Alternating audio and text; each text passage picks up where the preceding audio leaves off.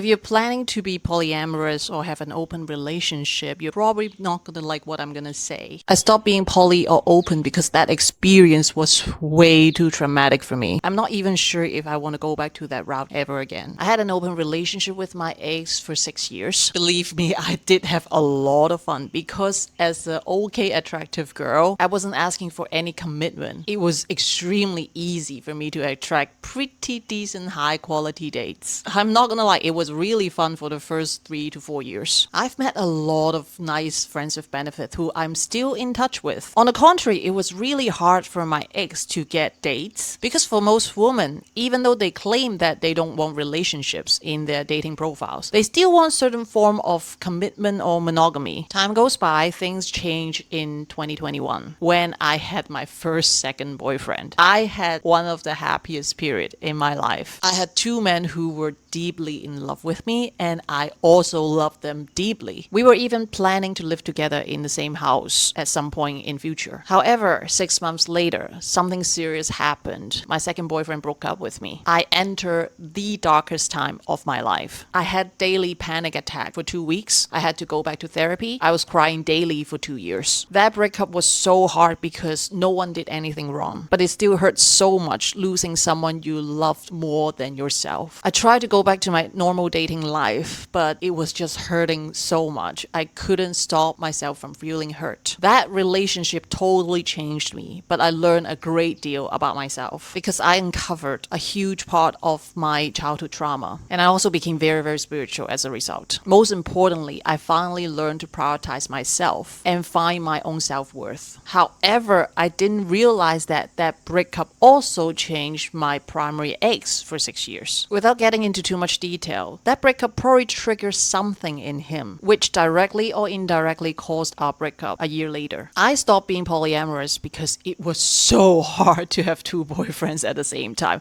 Time management was crucial. And honestly, I really didn't have time for myself. But that's just who I am. When I get into a relationship with someone, I go all in and I give it all. And I'm willing to do anything for you if you're with me. So when two people I love deeply both left me in the sort of same period of time, the pain was double. I'm not blaming anyone. People change. Sometimes people change to the point that you don't recognize anymore and you can't be yourself with them anymore. Then it's a big signal that you have to exit. I do still value what I've learned from those experiences, like the communication skills. It's about being non-judgmental and revealing and accepting each other's vulnerability and how to disclose and manage my jealousy. That really helped my future relationship. All in all, I'm just embracing my life and what life brings me at different period of time. And right now, I don't want this lifestyle anymore because I don't feel like I need the excitement of dating multiple people at the same time anymore. A mono relationship actually also lets me explore the sex life in a deeper level with just one single person. In the meanwhile, I'm also planning to have a family, and I think when someone has a kid